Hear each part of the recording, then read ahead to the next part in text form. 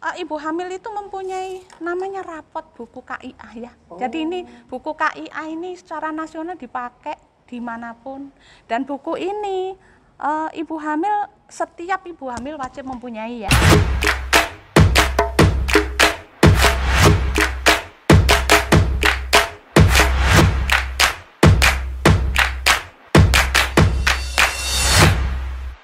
Assalamualaikum warahmatullahi wabarakatuh. Selamat pagi semua. Kembali lagi di Obsesi, obrolan seputar kesehatan masa kini. Memasuki episode keempat ini, kita akan membahas mengenai kesehatan ibu dan anak di masa pandemi. Kali ini saya tidak sendiri. Saya ditemani oleh narasumber kita dari Puskesmas Taman, Ibu Esmila Ningsih, ahli media kebidanan. Selamat pagi Ibu. Selamat pagi Kak Wafi. Buat yang tidak tahu ya, nama saya Kak Anwaruddin Al-Wafi. Di sini saya menjadi Ketua Dewan Saka Bakti Wisada Kuartir Ranting Taman. Oke, langsung saja ya Bu, mengenai kesehatan ibu dan anak ini. Apalagi kalau saya melihat di berita ini, resiko penularan kesehatan buat ibu dan anak itu juga tinggi. Selain dari orang-orang yang lansia dan memiliki penyakit tahunan bawaan seperti diabetes, jantung, dan lain-lain seperti itu. Bagaimana sih Bu cara untuk menjaga kesehatan ibu hamil selama pada masa pandemi ini? Jadi kalau bicara pandemi COVID-19 memang tadi betul bahwa di dalam COVID itu bisa saja mengenai semua orang, tetapi memang ada kelompok-kelompok atau golongan yang mungkin lebih rentan untuk terpapar ya.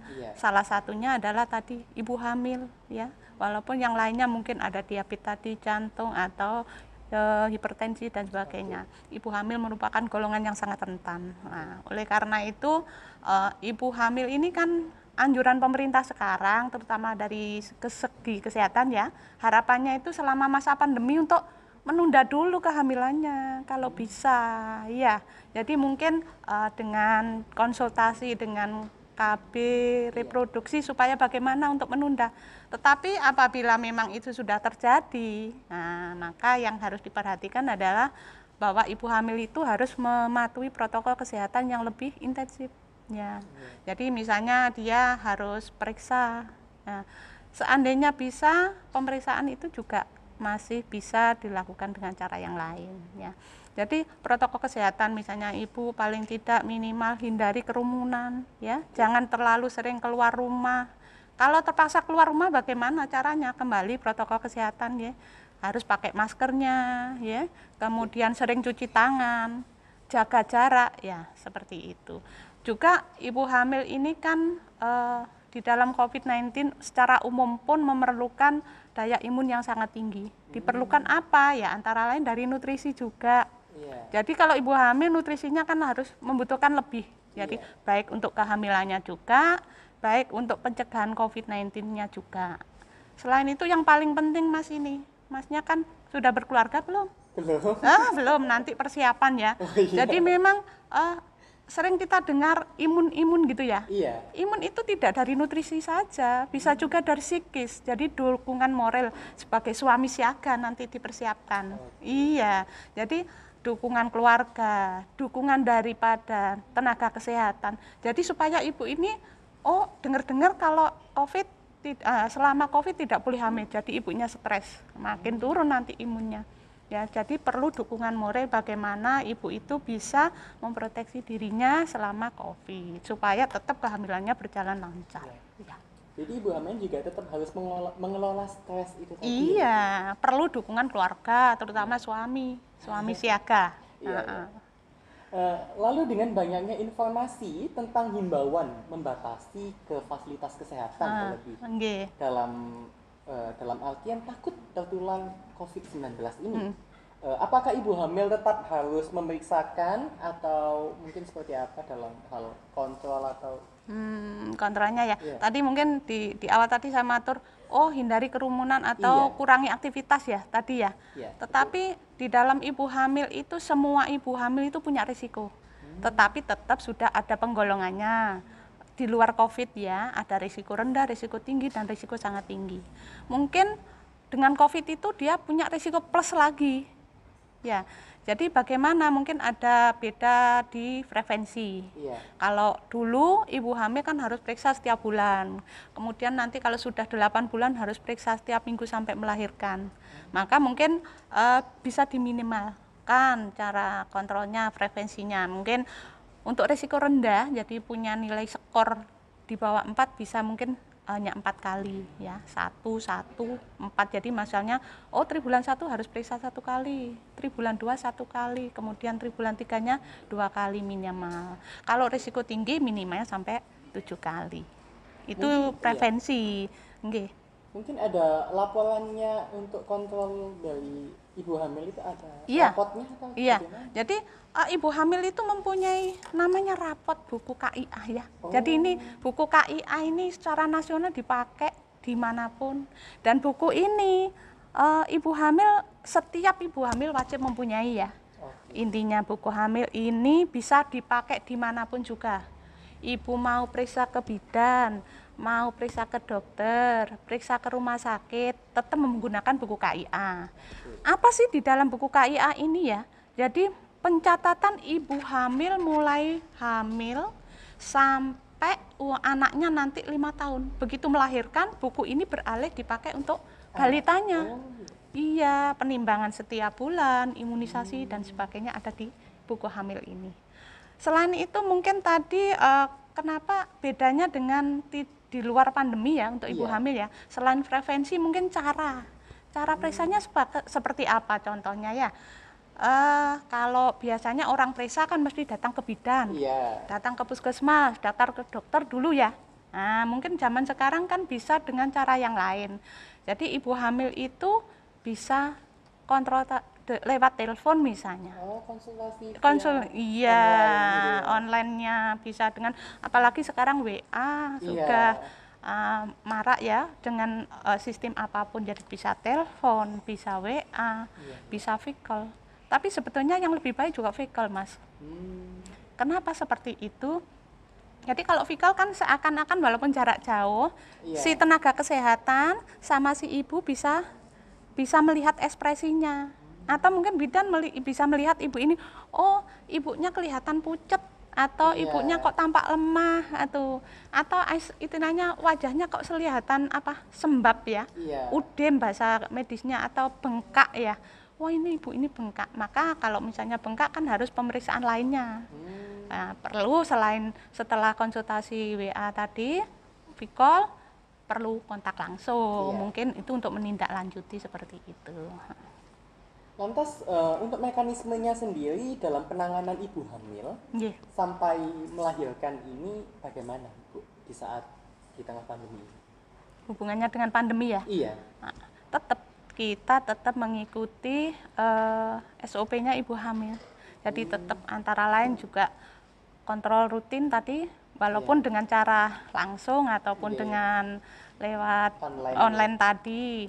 Yang kedua juga pemeriksaannya. Jadi jangan sampai kita itu mengantisipasi satu penyakit ini, kemudian mengabaikan dengan yang lainnya. Karena ada di dalam pemeriksaan ibu hamil itu yang paling penting juga pemeriksaan laboratorium ya. Jadi laboratorium apa yang perlu untuk ibu hamil antara lain HB.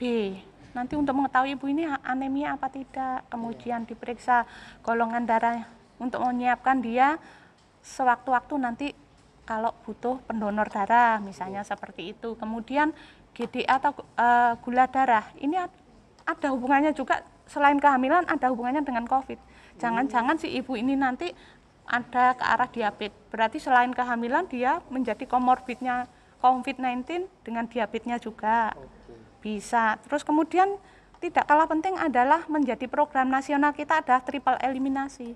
Laboratorium triple eliminasi yaitu tentang sipilis, HIV, hepatitis. Ini adalah penyakit-penyakit juga nanti bisa kalau ibunya ada salah satu dari ini juga risiko selain kehamilannya juga risiko kembali lagi dengan COVID. Jadi tetap semuanya itu berkesinambungan ya, ada hubungannya antara ibu hamil dan pemeriksaan lanjutan. itu masih lanjut lagi. Kemudian kalau di dalam COVID-19 bagaimana? Seandainya ibu ini ditemukan dalam pemeriksaan itu ada keluhan-keluhan yang gini Mas, misalnya batuk pilek atau dari pandemi itu iya, karena pandemi itu juga harus lebih kita sebagai tenaga kesehatan lebih cepat tanggap. Oh ini ibu ini resiko berarti ada batuk pilek, harus segera dilakukan. Bila perlu direpit. Walaupun sebetulnya rapid itu yang wajib dilakukan kalau usia kehamilan sudah 37 minggu. Tetapi walaupun sebelum 37 minggu dimungkinkan ibu ini ada risiko atau keluhan yang memungkinkan diperiksa, ya bisa dilakukan. Dan setelah dilakukan rapid itu misalnya ditemukan kok reaktif hasilnya, maka harus ditindaklanjuti dengan swab. Lantas untuk saat proses melahirkannya itu sendiri apakah berbeda saat persalinan normal atau saat di tengah pandemi ini bagaimana Ibu? Untuk ibu hamil ya? Iya, itu ibu hamil. Kalau secara keseluruhan tadi kan ada screeningnya tadi dengan rapid dan swab tadi. Iya. Nah, kalau ternyata rapidnya non reaktif, ya tetap kita tata laksana seperti ibu melahirkan biasa. Walaupun tetap rapid itu walaupun tidak menjadi patokan utama, tetap sebagai petugas kesehatan juga APD-nya tetap harus diperhatikan, harus betul-betul patuh dengan APD untuk dari segi kesehatan ya. Tapi dari segi ibu sendiri mungkin ya kalau sudah positif ya berarti kita lakukan rujukan ke rumah sakit. Seperti itu. Oke. Lalu jika ibunya terinfeksi COVID-19, apakah bayi yang dikandungnya ini mempunyai resiko tertular? Bagaimana agar bayi ini tidak tertular? Apalagi kalau kita dengar-dengar ya, kalau ketika ibu hamil ini terkena misalkan virus HIV/AIDS, tentunya bayi ini punya resiko tertular yang sangat tinggi, bahkan bisa.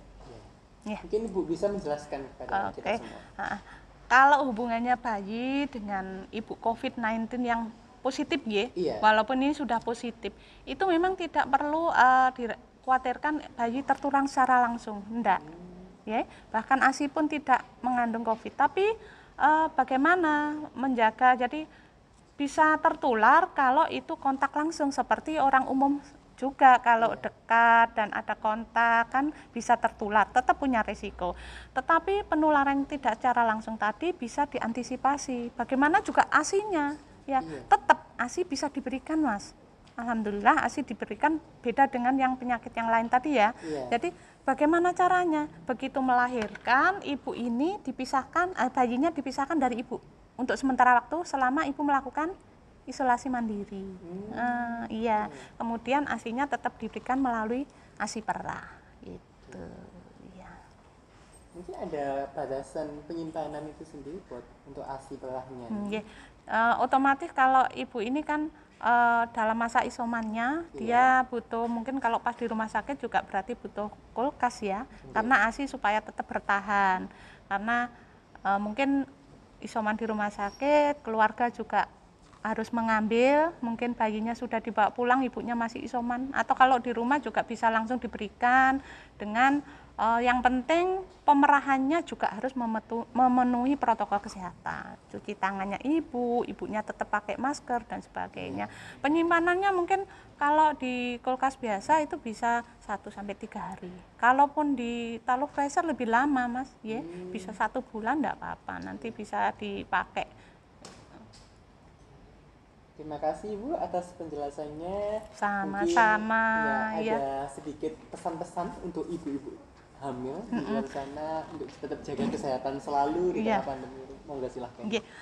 Oke, ibu-ibu bunda semuanya, sebagai calon ibu jangan khawatir. Walaupun ibu sudah terlanjur hamil, maka yang nomor 1 bahwa kita tetap waspada. Ibu hamil merupakan faktor risiko untuk terjadi COVID-19, oleh karena itu tetap memperhatikan dan jangan lupa protokol kesehatan tetap dipatuhi. Kemudian kalau diperlukan pemeriksaan, tetap melakukan pemeriksaan, kalaupun darurat bisa dengan lewat online, bila diperlukan kontak langsung boleh tetap kontak langsung. Jangan lupa nanti di usia 37 minggu, ibu mengikuti screening melalui rapid test yang diberikan di puskesmas secara gratis. ya. Jangan lupa datang ke puskesmas untuk rapid ulang. Dan tetap untuk suami mendukung ibu menjadi suami siaga supaya ibu tetap imunnya terjaga. Bisa menyelesaikan kehamilannya, ibu dan bayi bisa selamat, semuanya sehat sampai bayi lahir. Gitu. Terima kasih. Demikian obsesi episode ketiga dengan pembahasan kesehatan ibu dan anak di masa pandemi bersama Bunda Mila nih. Iya. Lebih akrabnya. Terima kasih Bunda. Sama-sama, semoga bermanfaat Mas ya. Oke. Demikian saya akhiri, wabillahi taufik wal hidayah. Wassalamualaikum warahmatullahi wabarakatuh.